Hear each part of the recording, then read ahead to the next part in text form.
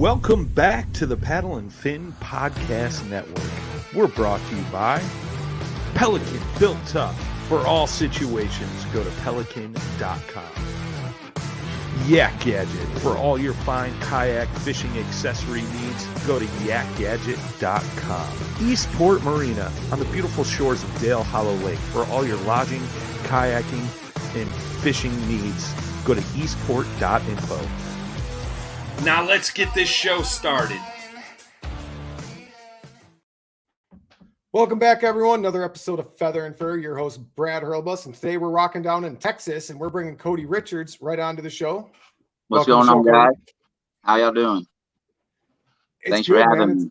It's the middle of summer. Like, it's almost August. Like, we're just a few days away, and our early teal starts in September. So, like, I'm a month away from go. Like, it's a month away from game time here. Yep. Same with us. Ours starts in September as well, actually. So, we run September 10th through September 25th for teal season this year.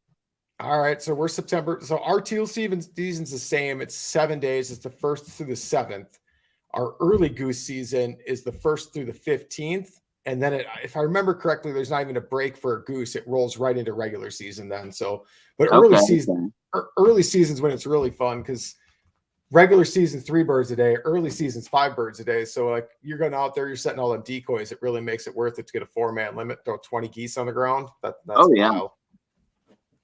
That's a pile. And teal's always a good time. Like, I know up here, like, it's got to be the same for you. Like, the colors are super washed out, and it takes some knowledge to know, like, you're shooting teal. Like, I'm assuming that's the same down by you. Well, so I don't think we have. I mean, there is plenty of people that shoot the wrong species during teal season. Right. You know, the ongoing joke is that everybody is, stomping spoonies in the mud. So the joke for you is spoonbills. For us, it's wood ducks. Like, okay. I know wood ducks get slaughtered by inexperienced. And they do too. Like on some of those East Texas, and some of our lakes where there is some good wood duck hunting. You'll get, but so you will get your wood ducks. But most places in Texas, you're either hunting the lakes for teal, the rivers, but mainly where the hot commodity is in the rice fields. Got it. So a lot of field hunting then for the teal down there. A lot of field hunting. I mean, they call them rice rockets. I don't know if y'all refer to them as that up there. We don't. I never have, at least, but we don't have rice up here. Correct. Y'all don't, So why would y'all refer to them as rice? Maybe they'd be corn rockets. Yeah, I mean, but early season though, like, we're not cutting corn until October. Okay. So, I mean, all of our corn's still standing. Like, we're hunting marshes mainly at this time of year. That's mainly what we're doing. Marshes or rivers this time of year. And even for the rivers, it's not, I'm hunting backwaters of rivers, which really look like a marsh at that point. Okay. So the geese will be field hunting. Geese, you'll get like a good hay cut. They might be cutting alfalfa. It's too early for beans still. It's going to be too early for corn. But like, if you get on a fresh cut alfalfa, like hay field or alfalfa field, that's golden this time of year. Like, that's like, if you can get permission on that field, it's game on. Okay. Yeah. See, I don't have a lot of experience, as far as like the Canada goose hunting goes, because we don't have much of that down here. Sure. And like for me, I've never hunted rice. And to be honest, I didn't even realize like rice was a big deal in Texas. Like, I had no idea until you just said that. Yeah. So rice is a big deal in Texas and in Louisiana. I knew Louisiana because I talked to Jay, the owner of Blind Grass, and we were talking about that. And he was talking about hunting rice for specklebellies. Yep. They tear them up over there. And same with Arkansas. Arkansas has been really tearing up specks the past couple of years. Which that's something I got to get down there for. Like, that's something I like. We'll occasionally get a random snow or speck to come in with get completely lost and confused and be rolling with a flock of Canada geese, but it's rare. Like, if a speck is spotted in Wisconsin, it goes all over every Facebook group. I saw a speck or I saw a snow, like, instantly. So that's how it is for us with the Canada, unless you're in North Texas. And in North Texas, we do have some migratory, Canadas, but at that point, they're not even like a greater Canada. Sure. They're more the cacklers. They're the small bodied ones. Got it. We'll get some cracklers to come through here, but it's mainly greater and lessers that we have. We have your just standard, typical, big old black and white head goose. I mean, like, they're just big. Like my dog's pretty small. She'll get them, but she struggles. Like my old lab was much better at hauling them heavy birds back, especially after a long day. But she's aggressive. I'm sure your dog appreciates the teal hunts after that. After having to tote those big things. She loves them grouse, man. That's where she really loves it. Much less work for her. She can run around in the woods and she doesn't have to swim and make her way through decoys, swamp grass, and everything else. Right, and not freeze to death to get in that cold water. Mm-hmm. Oh yeah. Once we start to get that ice up, the dog stays home, and I'm using a small boat or my big boat to get birds because it just gets. And I don't have to mess with any of that ice stuff. Ice eaters, breaking ice. I've had to break ice maybe once. Oh, I was breaking ice. I've had seasons like if we've had a really cold year. So I think it was 2019. I was ice fishing before deer hunting, which is always the third weekend of November. I was ice fishing. Holy cow. Like that's how hard we froze up. And I'm sitting there weighing the option. It's like, do I go duck hunting and find some open water, or do I go hammer bluegills and crappies on early ice when they're dumb and have no idea what's going on yet? And I'm like, I can't pass up early ice in the middle of November. I mean, to go tear up some panfish, right, and fry them up whole, And out of that super cold water, they're just firmer. They just taste better to me personally. So I mean, yeah, like I'm like duck hunt or be one of the first ones out on early ice in November, which is the earliest I've ever been out. I'm like, yeah, we're gonna go chase some fish. But see, then you can chase the ducks longer. If you get on the early fishing, you knock the fishing out. Now you just focus on your hunting. And that was the crazy thing about that season. Like it got warm, the water opened back up. I don't think I was back on ice again until like the end of December. What? That was a crazy season for you to be that frozen where you're able to ice fish, because I know that ice has to be a certain thickness because you have to be able to walk out on it or drive your vehicles on it and the sheds and that whole 9 yards, So early ice you're walking, and I don't go out unless I have a good clear 3 inches, which a lot of people won't touch 3 inches. I know people that go out less. You have to do what you feel comfortable with. I would never tell someone to go out on 3 because if 3 can go to 1 really quickly, especially if you have a little current or a little difference in like wind. So I use a spud bar and I spud my way out. Basically, it's a metal bar with a triangular tip on the front. And I know like one good whack is still like if I get like one good whack and I get water coming up, like that's like, no, we got to back it up. That's too much. So, and you can get weird lines in the ice. Like, because you'll get windswept areas where like the wind will come across, keeping that water open, then it'll flash freeze overnight. And if we get a little dusting of snow, that line is gone. So, I mean, you can go from like safe ice to 1/2 inch in ice in less than 1 stride. Yeah, that's dangerous. Oh yeah. So you got to be on your game for that early ice. So I spud like every step. I stop, like I poke every step. Like my arm is sore by the end of the day, not from drilling holes or fishing. It's from using that spud bar, like from making sure you're safe. Right. But that was a crazy year. That was the same year grouse camp. Like I got there the first week. It was gorgeous up north and northern. Like highs were like low 60s, lows were like 40s, and this is middle of October still. Like this is Halloween weekend. My buddy met me up there after I'd been there for 5 days, and the weather snapped. Highs went to the teens, lows in the single digits, snow every single day, and we're in my camper. And I officially know, and people here have already heard this, but my camper, when it's in the teens, my camper uses 10 pounds of propane a day to heat it. It was a fun trip. Like it was a good time, but like it was crazy, the weather, how it snapped. And then it got warm.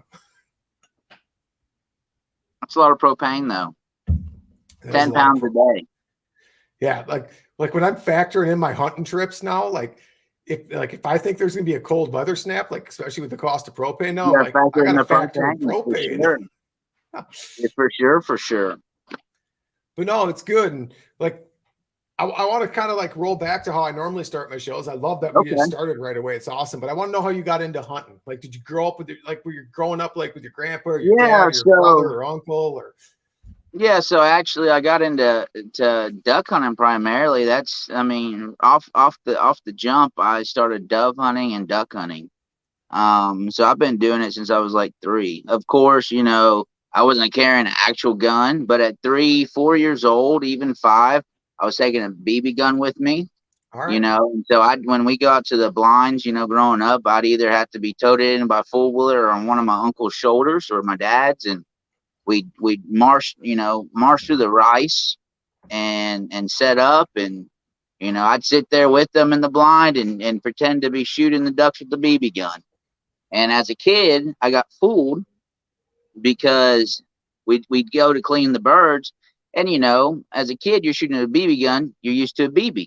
So it's like, they're like, hey, look, you shot this, and they're showing me a BB in it. I'm like, oh yeah, I did that, And I believed it for a good while until I got older and, old enough to realize, hey, I got juked. But it fueled my fire and my passion to do what I do now. Sure, that's awesome. It's funny looking back, but that's awesome. Like, hey, we found a BB in here. You must have got this one. Yep. And I've been there. Like, go ahead. I was gonna say, and I plan to do the same trick with my daughter. She's 9, and I've done that trick with her, and she's still yet to catch on. So that's awesome.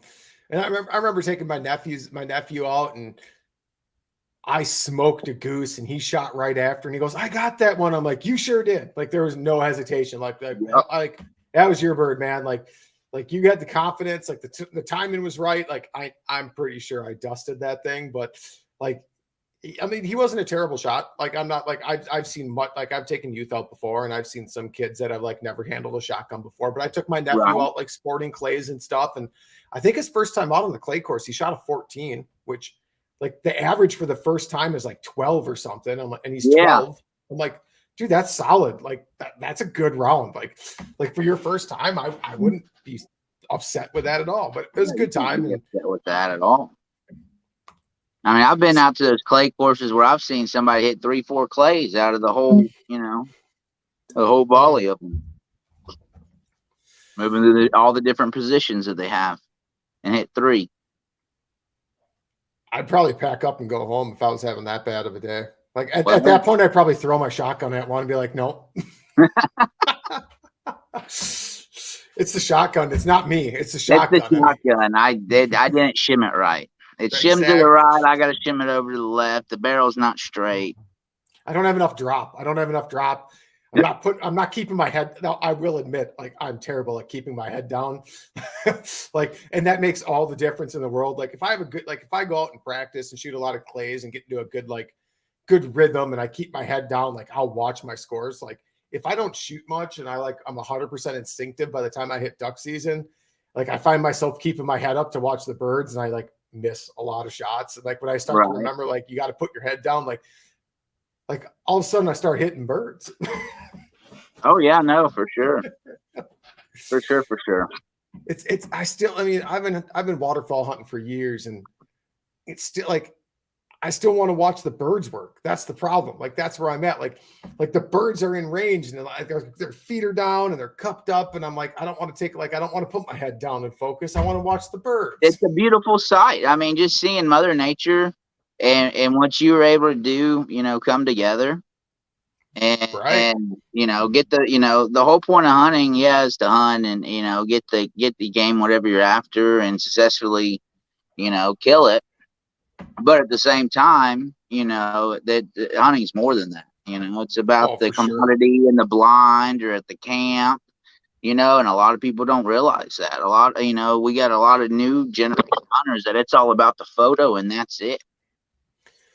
And I think that's a trend. I've talked about this before, and I really believe there's a transition a lot of hunters go through. I really do, because like when I first started waterfowl hunting, I'll admit I fell into that. I needed a pile of greenheads only. Like I needed limit pictures. Anything less than that just wasn't. And like it started to slowly change where I realized like that's not the driving factor for my experience anymore. It's that like amazing retrieve by my dog, or it's that flock that cupped in at that last second and just made you made that perfect call, and they like hit the brakes and turned and came right in, or it's the retrieve of the dog. It's that one retriever where the dog gets that perfect mark and it's kind of buried and you kind of know where it is and the dog just goes right for it and grabs it and like those are the moments now. See, and I'm getting chills just right now, literally just talking about this, because it's basically all your hard work that you've done coming together and getting paid off, and you actually get to see it pay off in front of you. You know, there's no long wait for years and years to reach that accomplishment. And I mean, I've had some hunts where like I was hunting a super high pressured area. The birds knew it. I got to a decent spot, but like just to get any bird to work is hard. And I think I only shot 2 birds that day, but I saw at least 1,000 birds, and like it was snowing and they were just flying and working. And like, they knew where the safe areas were. They knew where the dangerous areas were. You got some new birds in there that I was able to get to come in, but like, I didn't have like, if you looked at my picture afterwards, there was 2 greenheads. That was it. Yeah. Like that. And those were the only birds that worked my spread. Like I didn't like miss a ton of shots or anything like that. Like those were the only 2 birds that worked my spread. But that day was amazing. And it's burned in my mind as the snow's falling and there's hundreds of ducks circling around me. And they're just like, nope, I know what you are. But it's like, it was awesome just to watch those birds and the weather. And like, it was crazy. Oh, absolutely. And then on top of that, you know, with the birds, like you said, you got 2, and I guarantee you that when you went back to the boat ramp or walked back, I don't know where you're hunting, but I mean, I'm sure there's plenty of people that didn't even get to fire a shot that day. And that happens. I mean, I've been there before where I've picked that wrong spot or the wrong blind or just wasn't set up right, and the birds wanted nothing to do with me, and you hear that hunter down the way just hammering away. It's like, man. And then I have to think like, I've been that hunter before and I've made it happen. I've picked the right spot. I mean, that gets tough though, because then like personally, I'm like, did I scout enough? Like, did I screw up my scout? Like, that's what it rolls back to me. And then I start thinking like, why did I pick here? I'm like, was this just because I've had a good hunt here before? Did I actually scout it? And most of the times it's because I had a good hunt before and I didn't have time to scout it. So I rolled the dice. Like, that's really how it works. But the fact that you take the time to break it down, even to that extent, most hunters do not. So, you know. Well, I like to take out, like I take out veterans and first responders and youth. So I really try to like approach every hunt the same. Like I want to give someone a really great experience. And that doesn't mean that we're going to kill a lot of birds like that. Like that's just like not the experience. I'm going for the whole experience. Like I want them to enjoy like the decoys when the sun rises. Like I want them to see that picture, like, cause those, like I've got a couple of sunrises burned in my mind that will never leave. Like I want to see them to, like, even if the birds are working, maybe they flare at the last second, but they see those birds work and they get to experience those good working birds and cook maybe a little breakfast out there for them or something. And like, just the whole experience to like see what it is. Cause like once, like there's something special about waterfowl hunting to me, like, cause it's not a solo sport. Like I'm in the blind with people and we get to talk crap about each other, like make fun of each other. Like it's so laid back and we just joke around and like we get serious for the minute the birds are working. And then like if birds aren't working, like it's right back to being a bunch of idiots. Yep. Got a message. I had to swipe it off. So you're a waterfowl guide in Texas and I've never hunted Texas. So I'm curious, like what type, like, I know you're hunting rice for teal, but come middle of the season, like where are you focused on? Are you in fields? Are you in ponds? Are you like in lakes? Are you coastal, like coastal hunting? Like where's your go-to? So me personally, with my outfitter and all my guides and everything else, we stay mobile. You know, we have private ground that we have access to across the state. And when the birds are there, we hunt it. And sure. You know, and then of course, you know, you have those guys that, hey, we want to hunt this area, and you say, hey, I have this land, you know, it's, if we're gonna roll a dice on it, but we can go if you want to go. Just know that it's a 50-50 shot. And you know, I'm up front with everybody and let them know what the deal is. Hey, look, you want to hunt close to home, we can hunt you close to home, but your odds are going to be less, you know, less success rate. And then, but we hunt all over Texas. I mean, from the lakes, the rivers, the bays, the backwaters in the bay systems, little salt ponds, farm ponds. I mean, I try to stay on the birds as best I can and chase them throughout the state. On my website, which I mean, I just use Facebook as a website, but Sure. if you go and look, it'll say that my What's your hunts.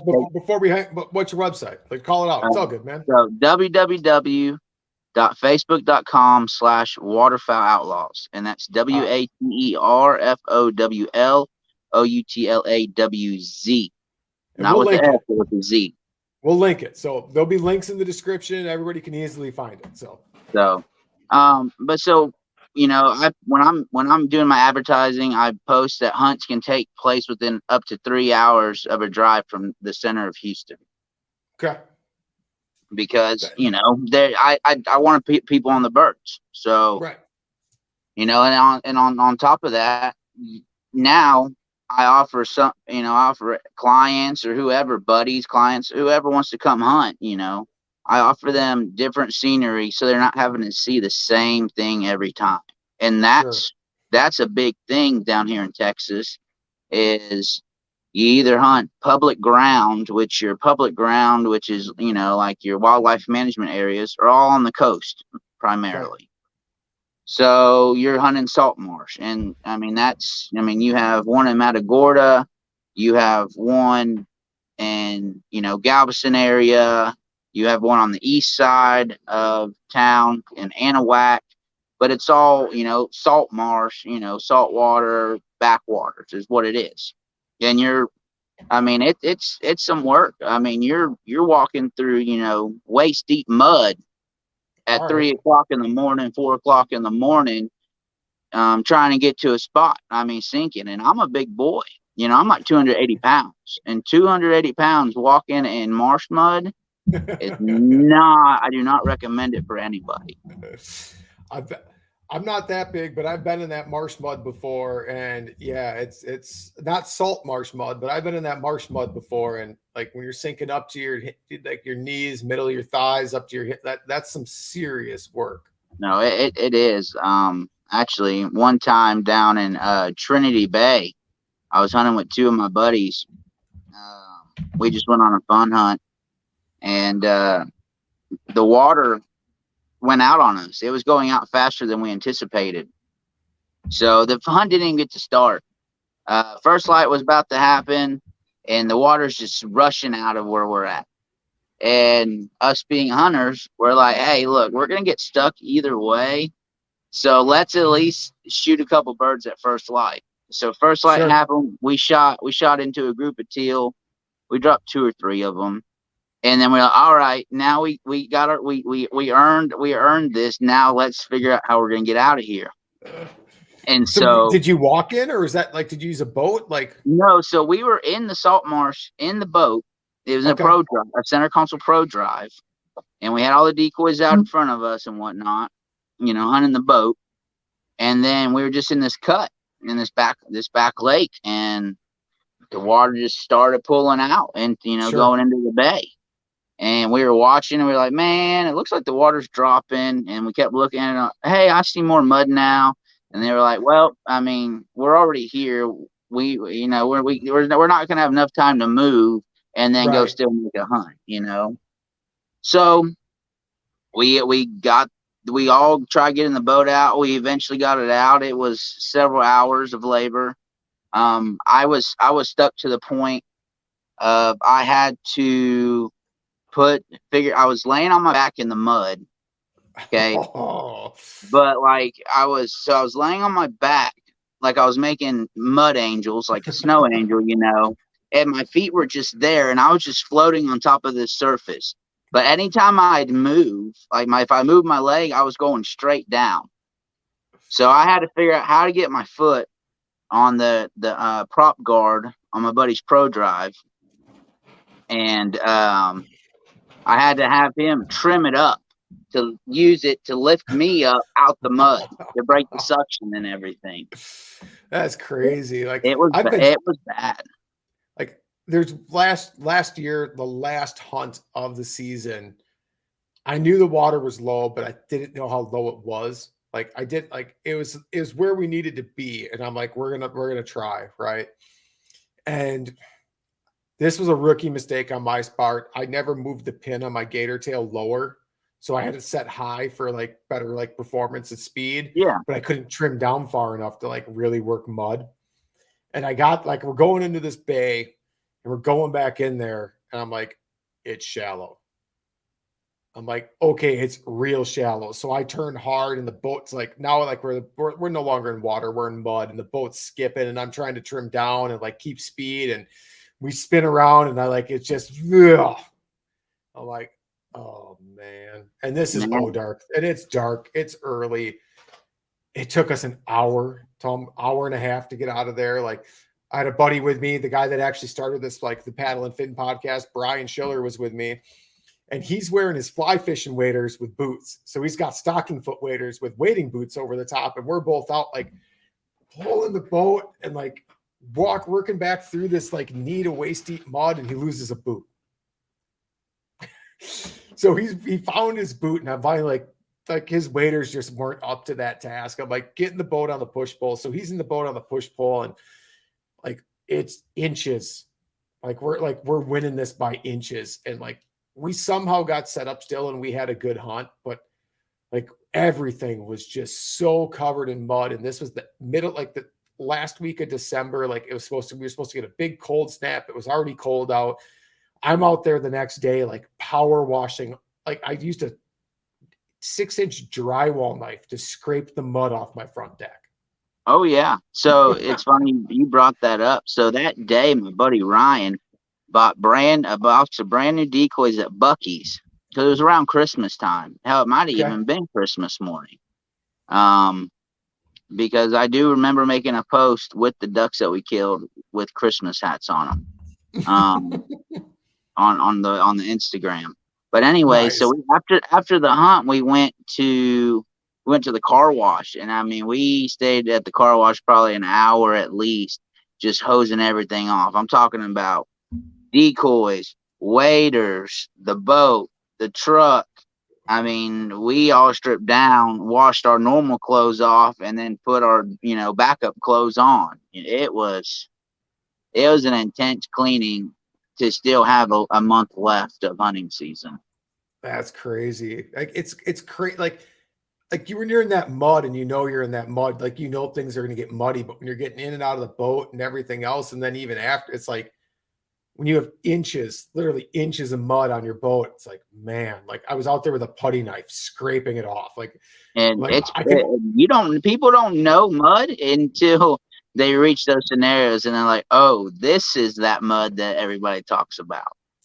My only saving grace, my only backup plan was I had two other buddies out on this marsh hunting with, like, not with us. They went their own way. We went a different way. And I had them in my hip pocket. I'm like, if I'm still trying to drag this thing out by 9 a.m., y'all are going to have to cut bait and come drag me out. Cause like at that point we're done. Yep. We got out. Like it took us a good hour and a half. And there's quite a few swear words thrown around. Like, but yeah. Like, looking back now, that day that boat got stuck that bad, had I been there by myself stuck, I would have personally been screwed. I would have had to wait there until the tide came back in, or I'd had to crawl out of my waders to set myself free. It was that bad. I mean, if it wasn't, and if there had only been two of us that day in the boat instead of three, we wouldn't have been able to manhandle it out either. Right. Like bigger boats, just harder to move. And my boat's not huge, but it's a 1651 F4 with a 37 gator tail. I mean, it's not a light boat. It's not like a 12-foot John with a 6-horse long tail. It's not like I can just grab the thing and drag it. It's heavy enough where it's like, yeah, it takes work. Well, do you know the PVC trick? I don't care. Like, is that where you're talking about putting like PVC pipes on in front of it so it rolls over the top of it? When you can pull it, it'll, break that surface. I don't carry PVC pipe. I've read about that trick, but I've never actually like used it. So I've used it. I mean, I didn't use it on my boat personally, but I have used it and it does work. I'm the same. I don't have any PVC poles in my boat either, but that trick really does work. I know guys that have used it on the Mississippi because the Mississippi by us is pretty sandy. Like a lot of people think the Mississippi's muddy. Up by us, it's sandy. Okay. Like, legitimate sandy. I'll get to that like in a real quick second. But I know guys that keep PVC on them where if they get stuck, they'll put it under the boat to roll it back off because they're run up on a sandbar. And I don't care what motor you have. I mean, if you're stuck on a sandbar, a surface drive doesn't eat in sand. Like it doesn't. No, all it does is eat your prop. Right. But we were hunting that the last weekend of early season, and we walked the boat. Like we took the boat way back into like a different backwaters out there. We threw all of our decoys. We put the boat about 200 yards away from us, 150 yards away from us. We walked it up down shore, stuck a stakeout pole through it, went over, hunted out of some taller grass, and first fly. And we were where the birds wanted to be. And this is why it was so disappointing. Like we were where the birds wanted to be. And I didn't have my dog with me because she's older. And that was just a little too much current where I was comfortable hunting her there. Like my first priority is making sure my dog's safe. Like most people that's got dogs. And I'm just like, Absolutely, that's a little too much current for me to feel comfortable unless I'm going to swim to get her if something goes wrong, because the boat's too far away. Like I can't run and get the boat to go get her if something goes sideways. First flock of geese come in, we drop 2, both of them good splashdowns. Like I'm like, sweet, let's go get the boat. We'll go get them. The one bird that hit the water like flat and hard all of a sudden jumps up and sticks its head up and it's like, I'm out of here, and starts swimming hard. Like that thing was flat for 30 seconds at least with its head in the water. And all of a sudden it jumped up like, hey, I'm going to leave. And right by us is like flooded taller grass. And I'm like, if it gets to that, we're going to lose it. So we're lobbing rounds at this thing and like it's out of range now. So I go run to get the boat. And while we were out there, the river dropped 2 to 3 inches. That 2 to 3 inches made all the difference where because of the sand, I basically had to walk the boat out and like we lost that bird. Like I was pissed. Like I was so pissed. I'm like, how did we lose this bird? Like I should have brought my dog. Like everything went like, because I couldn't I couldn't get the motor to eat. I should have brought my dog. Because I couldn't get the motor to eat, and I was dragging sand, and I'm like this, and I drove back and forth through all that grass, and it was taller than me standing in the boat in 4 foot of water. Like see that so that trick. The trick is that's when you have a big guy like me as a friend, and then we sit in the front of the boat to just give you that much more to lift your ass end up to be able to push the boat a little bit. That's probably what I needed. I probably should have told Brian to get in the front of the boat, and then we could have probably got out of there. But like I've solved that. I've got a solution for that this year. I picked up Old Town Sportsman solo canoe. It's a 12-foot canoe. It's only 40 pounds. It's a single person canoe. So I'm going to make a rack to mount it on the side of the boat because I don't hunt out of my boat normally on the Mississippi. There's so much grass and islands by us. Like I ditch the boat and have a much better natural hide.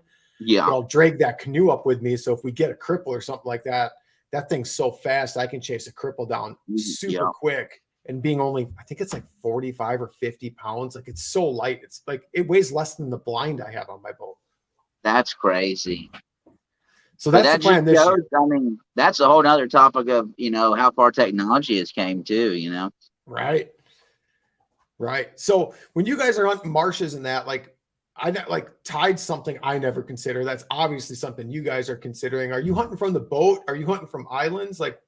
So, I mean, it just depends. Sometimes we'll hunt out of the boat, and do like a East Coast style duck hunting here in Texas, which not a lot of people do or experience. And we'll break out the long lines and the decoy rafts and go out in the middle of the bay and hunt redheads and bluebills and divers.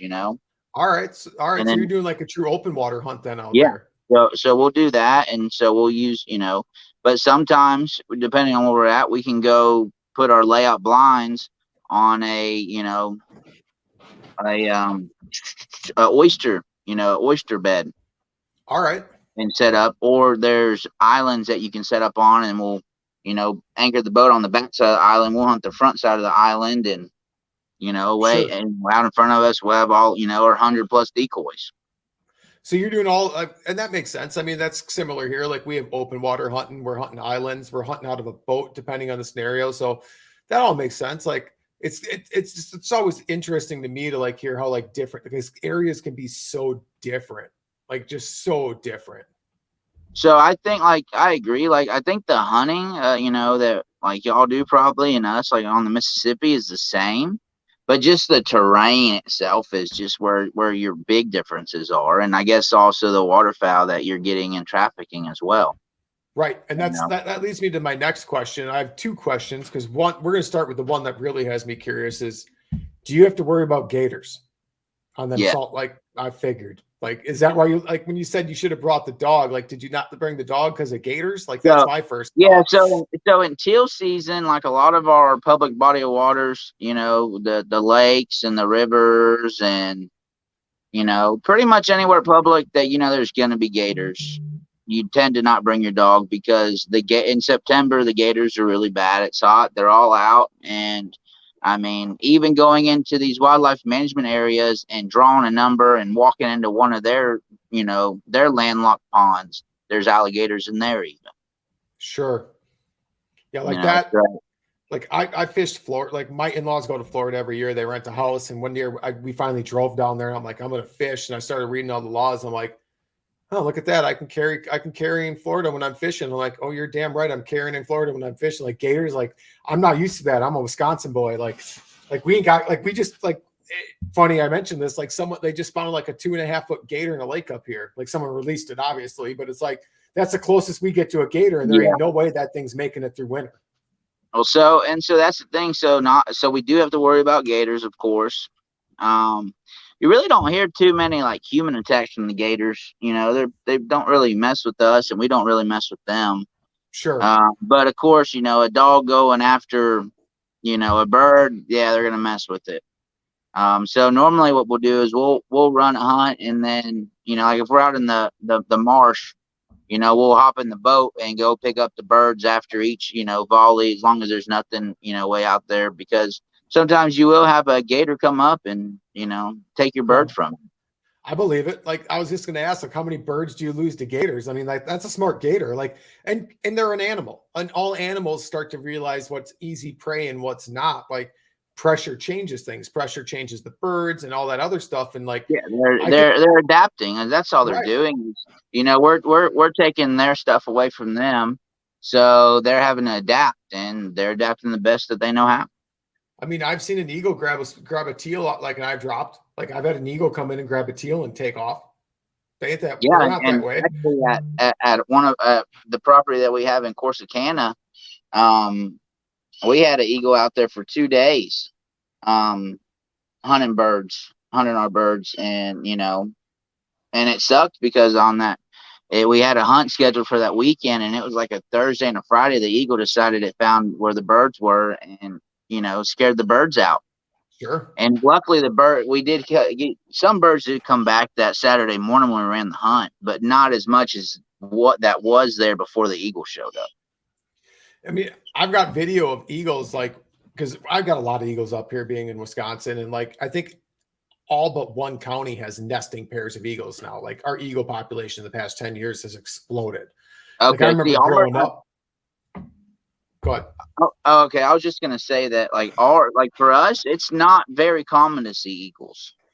So like here now growing up, like it's like, oh my gosh, a bald eagle. And now it's like, we go hang out on the river on the sandbar. It's like, there's an eagle. There's an eagle. Like bald, like I've got video hunting last fall of 2 eagles coming in, sitting in a tree. And like the mojo kicked off because I had it on a timer. Well, it's a lucky duck, whatever.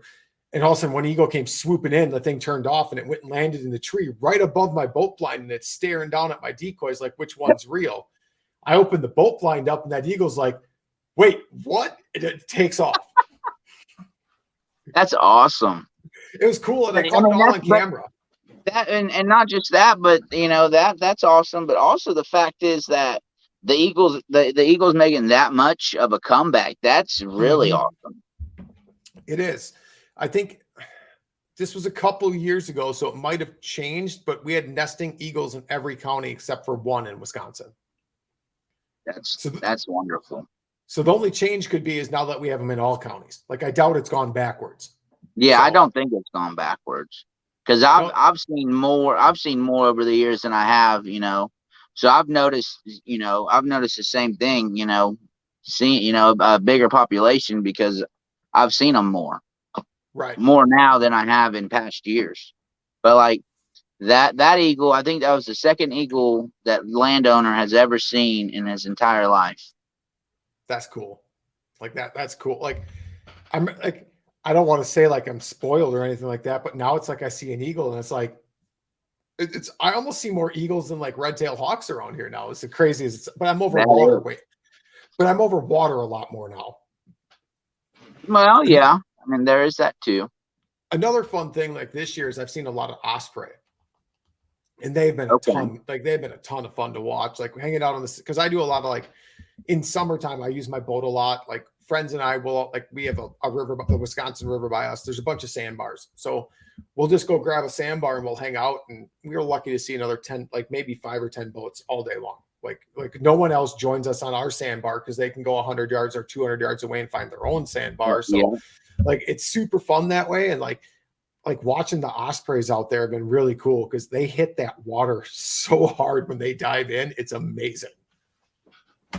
Like they're way up there and they just fold their wings and they're a rocket and it's only like 2 feet deep. Like I don't know how they're not hitting the sand. And breaking their necks. Yeah. Yeah. So it's been fun this year. Like I don't remember seeing as many ospreys before as this year. So I don't know if it's just the way the weather's worked or if I've never really noticed it, but that's been cool. Yeah, this weather has everybody, I think, scared for hunting season.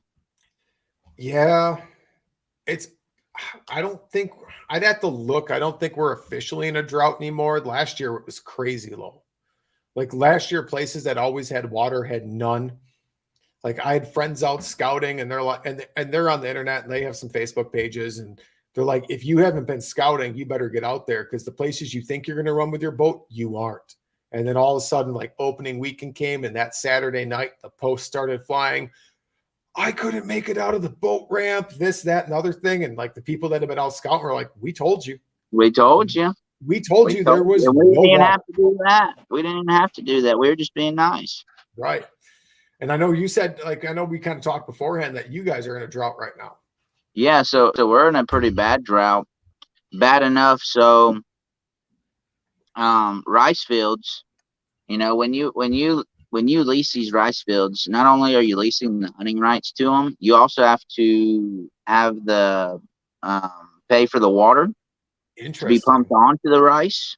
You also have to pay for the loss of crop when your farmer, you know, cuts your hole out for you or sprays your hole out for you. So there's a lot that goes into the rice fields. And the reason why I bring the rice fields up is because one of our properties where we were guaranteed water for teal season, we are not guaranteed water anymore because the LCRA, who controls the water for, you know, a lot of farmers, said that, hey, the water's so low we cannot pull from any of the lakes, so nobody's getting water this season. Oh. So there's a lot of different farms, you know, rice, different crops in general, but, you know, but different industries. You know, you're gonna have the rice industry affected, you're gonna have the hunting industry affected because a lot of people are not gonna have water. So what does that mean? Luckily, on my other property, I have a well. So anybody that has a well will have guaranteed water. What that could mean is, hey, if you have water, you're almost 100% sure going to have the birds because there's no other water for them to go to. Right. You know? It's going to really, if you have the property this year, like that's going to be key because the birds aren't going to have as many places to go to. Like, it might, as much as it's crazy to sound, like it might set up for some spectacular hunting. Yes, and it could and it can, but it can also, on the flip side of that, hey, well, since there's not as much water, there's not as much crop, so now we can't hold these birds near as long, so they're going to move on faster than they would have before. Right. So now, you know, we're hunting these scragglers, and, you know, in Texas, we don't get, you know, constant pushes of birds. So we'll get a front, you know, like for opening weekend, we'll probably hunt those birds, you know, 2 or 3 weeks, hunting the same birds, having to swap it up on them and switch the game up on them and keep tricking them. And, you know, hunt the blind this day and then change it up and hunt a different part of the field just to keep the birds on their toes, because here in Texas, especially down this far south, you're hunting the same birds. Mm-hmm. We get good pushes of birds, but a lot of times, like, we'll still stall out. Like, we'll get good pushes of birds, but a lot of times in specific areas, depending on how far you're willing to drive, like, you'll get birds that will, like, you'll get that weird weather pattern where for 3 weeks, like, we don't get a good cold front, we don't get a good solid north wind, and like you're hunting like just stale birds, and you can tell because they know what's up. Like by the refuges on the Mississippi River, like you can really tell when you don't have new birds, because the birds, like, evening hunts become better than morning hunts. Because what happens, you got all those wildlife refuges there where obviously you can't hunt in a wildlife refuge, and people that are listening, if you don't know that, like, you can't hunt in a wildlife refuge. So what happens? I saw you tell the listeners that. So in Texas, we actually have wildlife refuges, that we can hunt. So I take that, like, on the river, there are refuges like on the river. There's wildlife protected refuges which aren't huntable. We do have different properties that aren't called a refuge that are huntable. Okay. So you're right to clarify that. Like, yes, that's generally speaking on the upper Mississippi River. Like, there's wildlife refuges that are not, they're not refuges. Let me be specific. They're waterfowl protection areas where you can't hunt. Okay. Yeah. We have some of those too. I just know, like, because I have heard people that say, hey, you can't hunt the refuge. And I was like, well, here in Texas, we're hunting the refuge, Sure. So you're right. I misspoke. I need to be more specific. And you're right, because everyone's from the country listening. They're waterfowl protection areas you can't hunt. I call them a refuge because, like, in us, like, we don't, like, our public areas really aren't labeled refuges. So for us, like, that's a refuge. Like, that's just a local term, I guess you would call it. But what the birds will do is they'll come out at night to feed in all the backwaters. And then, like, when all the boats come out and everybody comes out to start setting up, like, you'll watch this great exodus of birds go right to those protection areas, and they'll sit there all day long. Because they get smart. They know. They know. Absolutely. So you get and this is a huge tip. Like if you're in this area and, like, you have this, like, happen, even if you're not in this area, if you have those protection areas, if you get a cloudy, dark day, those birds will come out way earlier, and your evening hunt will be as what you would normally think as a morning hunt. So it's because it's getting dark out. It's still legal shooting time. Then birds are coming back out because they're like, oh, we're safe. But they're not safe because, like, it's still legal shooting time. Like, that's one of those areas you don't want to pull the pin too early. Like, you don't, like, if I'm going to go out there, like, if I'm going to make the trip to go out there, like, I'm hunting all day.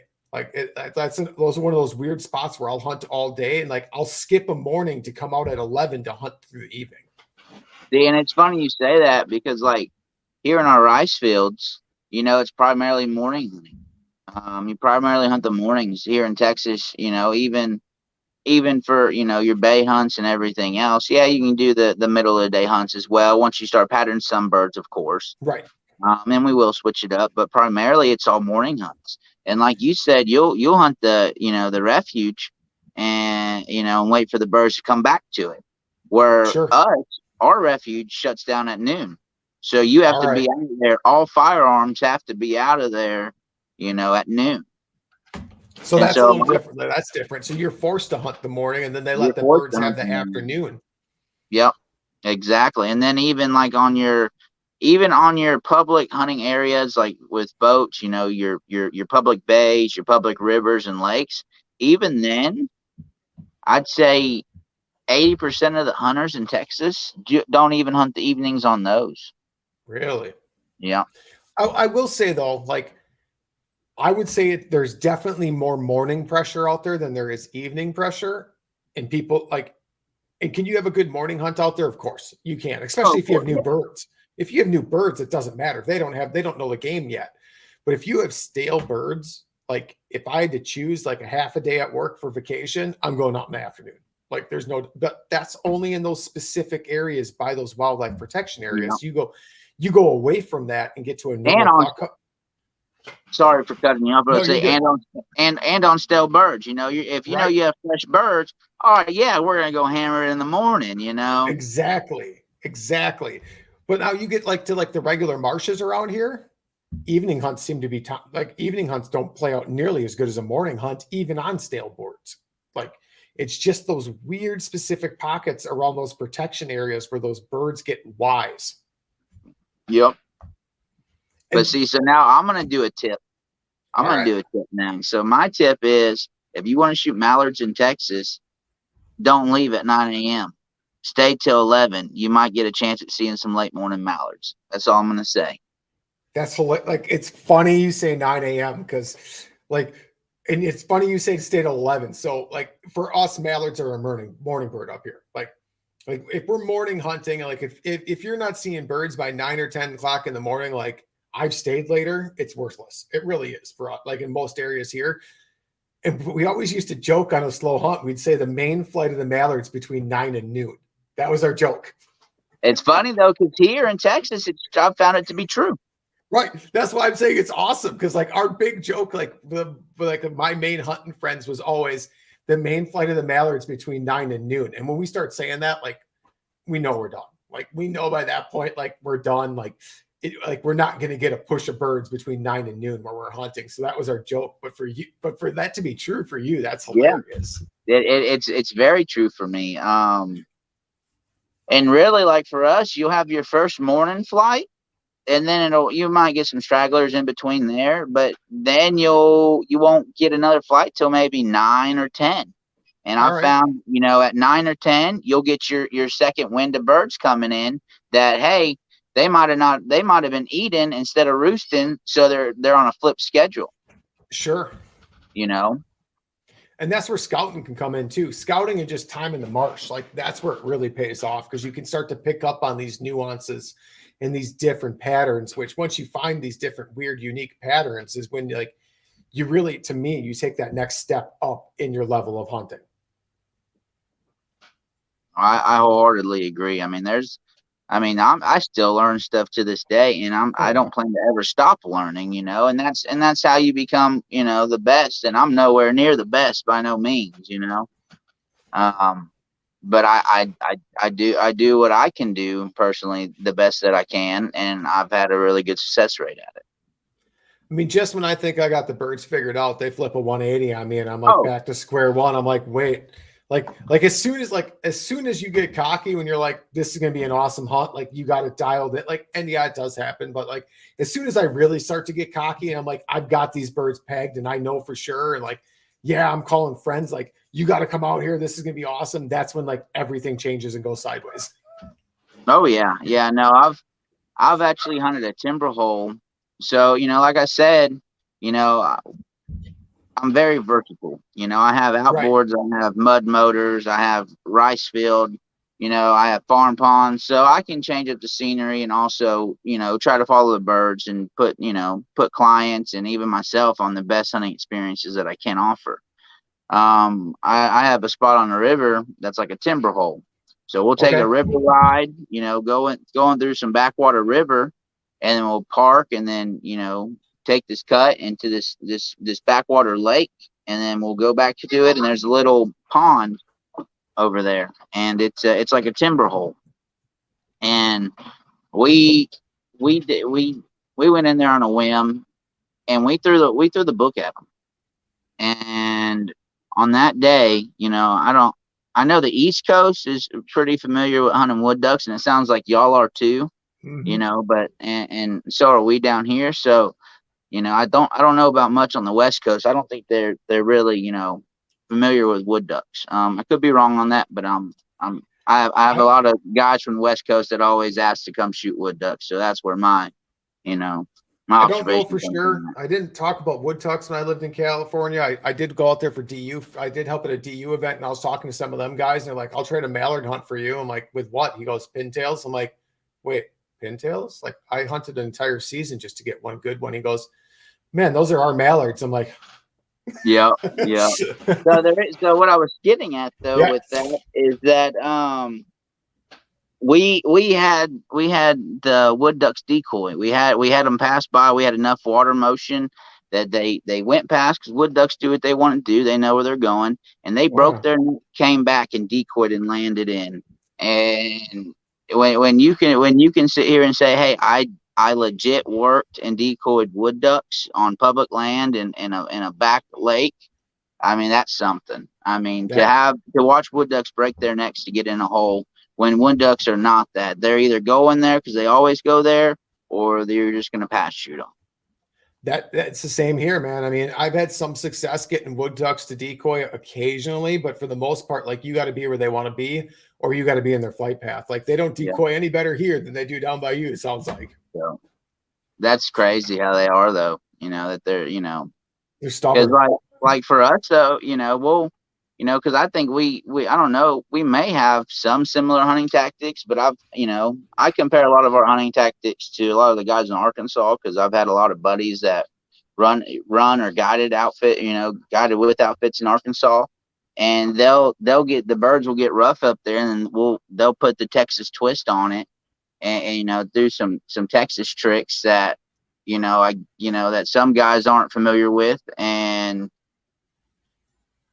just being able to add different techniques and tricks, I mean, just makes for a better successful hunt. Agreed. Like a lot of guides up in Arkansas just leave their decoys out the whole season, and a trick for up there is, leave your decoys out or whatever. I personally don't leave decoys out, but I like to change it up on the birds for every day. But up there, they see different birds more than they see the same birds, so it's okay. But if they were to just throw, a dozen or 2 dozen specks on the side, they would just get that much more, birds, just from the confidence of seeing the speckle bellies there. Right. And surprised, like, on some hunts with pressured birds, I've had them decoy and land in the Canada goose decoys I've had set to the side rather than the ducks. And that's happened enough where even if I'm not goose hunting anymore, I'm throwing half a dozen goose decoys now. And that's in my prime shooting area now, because my birds, like, pressured ducks for some reason will land in between the goose decoys. I found more than they'll land by the duck decoys. Yeah, it's them, getting smart, and they know it's safe. Right. That makes them feel safe. I mean, just like for me down here, I'll run a whole bunch of coot decoys. Sure. And I can't tell you how many ducks I've had land in my coot decoys.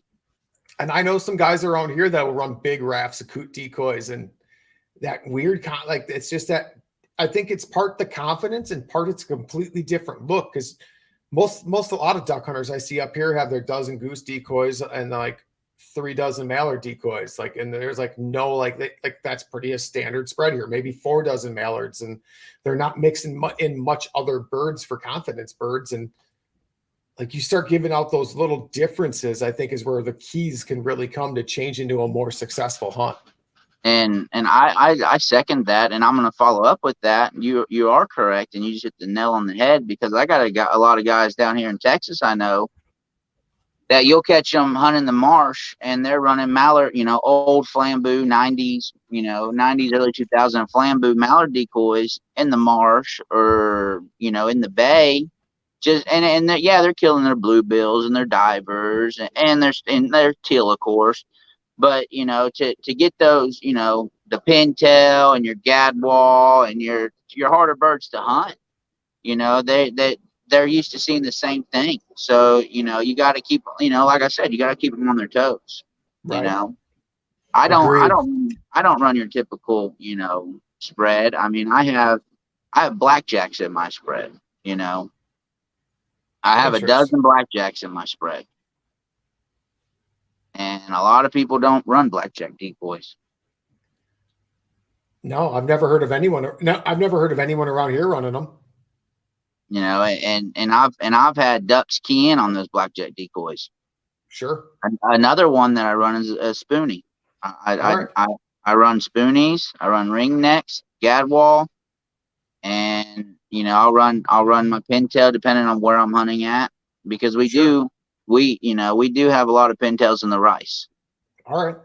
So you had said something about the pintail, and going on pintails, and going back to the geese, some of my best pintail hunts have been over goose decoys. In a goose field hunting geese. our best pintail hunts have been hunting geese. Interesting.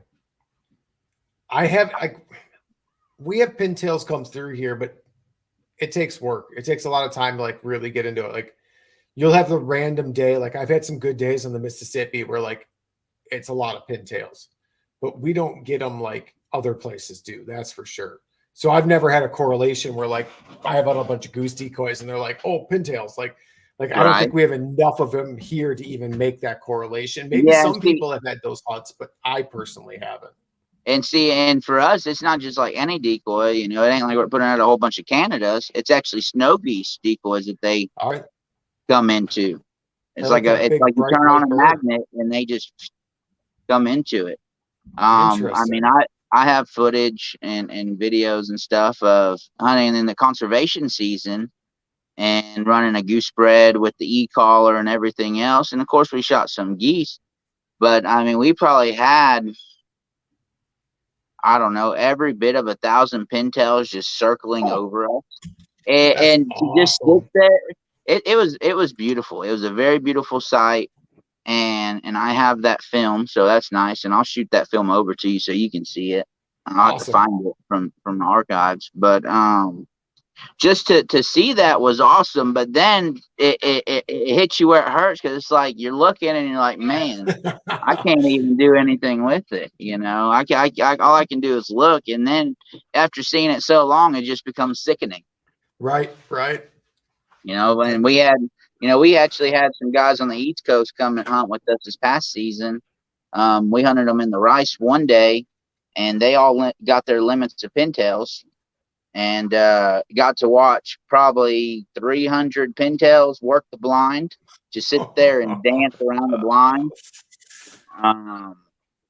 And then we went from hunting and shooting pintails in the rice, we went down to Matagorda to the bay and went on the beach from the beach side and hunted the bay. And they ended up getting some bluebills and they actually ended up getting a stud widgeon and took it back home with them to put on their wall with the pintail that they got with us. So nice. You know, and you know, it's been some weird. It's been a weird couple years of waterfowl hunting though. Just with how I feel the flight pattern has came down as well. Sure. I feel the flight patterns have shifted west. You know, and the reason why I say that is, for a while there, out of nowhere, we had started getting a lot of ruddy ducks. You know, I've been hunting my whole life, and it wasn't until, you know, in my early 20s, I learned what a ruddy duck was. Sure. You know, that was the first time I had seen one in, you know, 20 years of being out in the field. You know, and then everybody started shooting them, and they became an abundance, almost like a coop. You know, all right. They were here, and then for a couple years they kept coming back, and now the past couple years there really hasn't been any. But if you go out to West Texas to all these oil field tanks and ponds and stuff like that, they're covered up with redheads, bluebills, ruddy ducks, divers on farm ponds in the Permian, you know, what is it, the Permian Basin, I think, or whatever they call it. Interesting. And I know other people have said that they feel like the flight pattern have changed. Like Arkansas, I know I've talked to people down there, and they're like, we don't feel like it's the same as it always has been. And it's interesting because the weather is changing, and that definitely does affect birds on where they're going. Yeah. So I feel that their flight paths have, you know, kind of shifted west a little. And I also say that, you know, because of the ruddy ducks that I observed, but also because of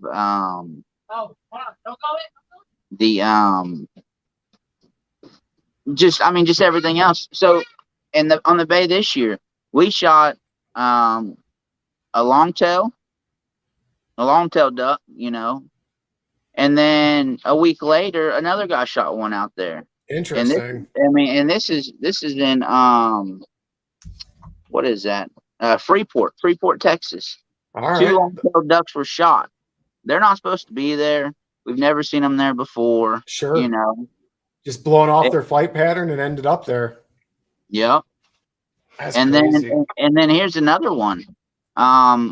This year in the river, on the river up in the timber side of the river, you know, there was a goldeneye that got shot. So I'm assuming golden eyes here are common. Yeah, so goldeneyes here are not that common. Sure. They're not near as common, you know. I mean, you have a better chance of shooting cinnamon teal here than shooting goldeneyes. Got it. Like cinnamon teal here are like incredibly rare. But I just had a guest on from Arizona, and he's a big upland guide, and they're like, we bring non-toxic with us because when we hunt, like when we jump little like cattle troughs and that, like we'll see cinnamon teal in them. He's like, you want cinnamon teal, come here. I'm like, I'm gonna remember that.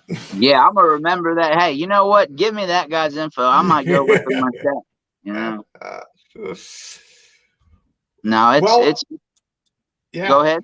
I was gonna say, like on that note, like we're right around the hour mark. So I was gonna give you the next few minutes to like let us know who your guide service was and everything, and let us know how to find you and all that good stuff. Okay, yeah. I didn't. This hour went by quick because there's still a lot more that I feel we could talk about, because I feel we didn't even really get into any details on anything. We just kind of skimmed through the tops of everything, you know. I know it was a fun episode, man. Time flew. Oh yeah. So I mean, like you told me, it'd be like sitting around a campfire. So that's what I imagine. I'm sitting on the front porch drinking a root beer, you know.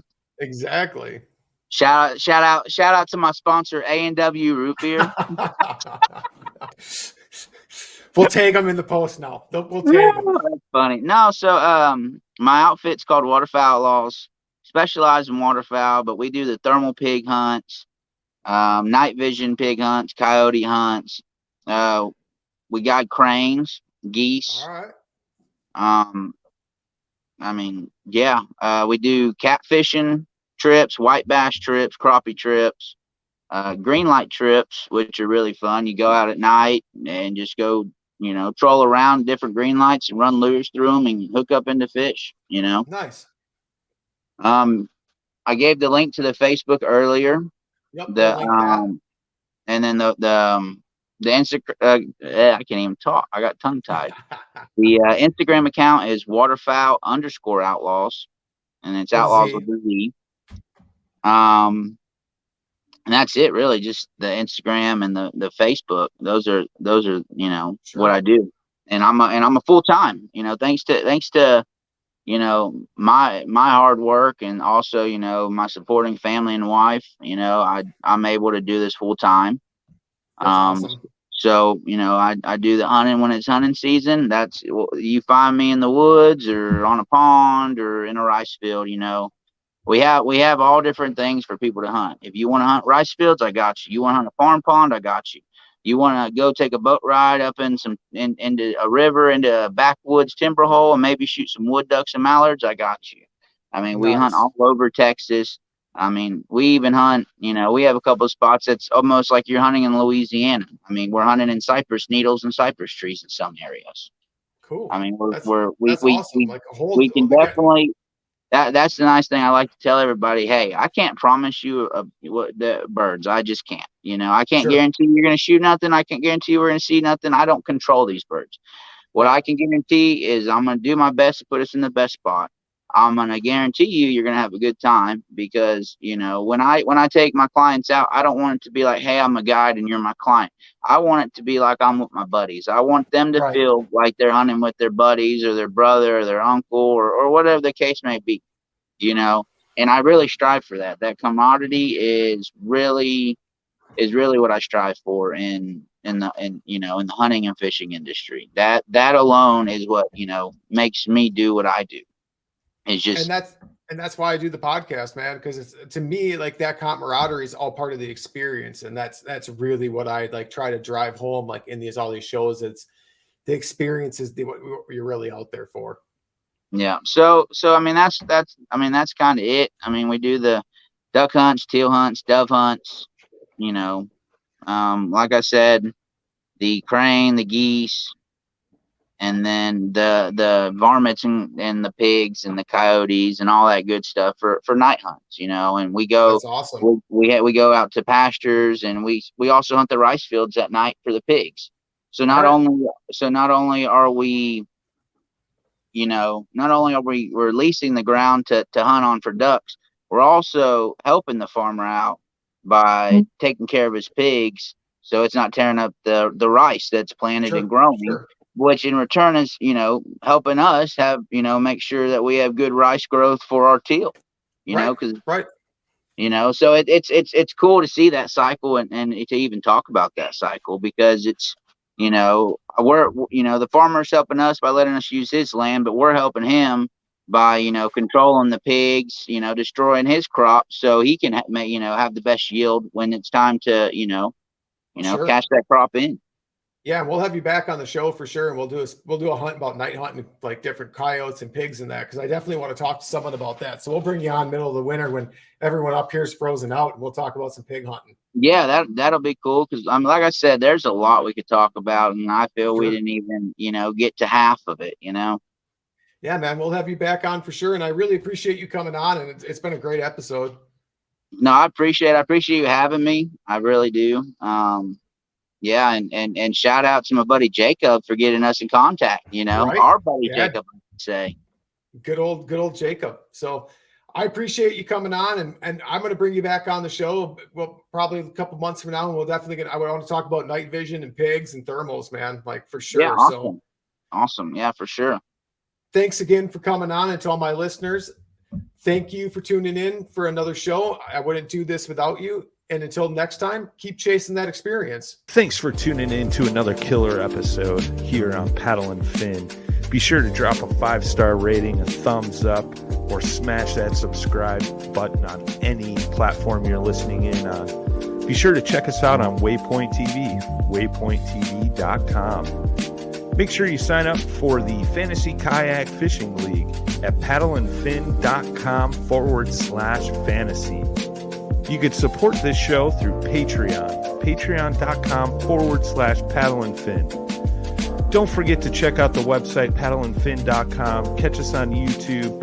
If you got a question, comment, or want to see a future guest on the show, be sure to email us at paddleandfin@gmail.com. Shout out to our show supporters, Yak Gadget.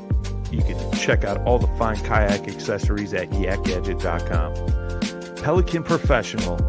For all your cases, coolers, and lighting needs, go to pelican.com.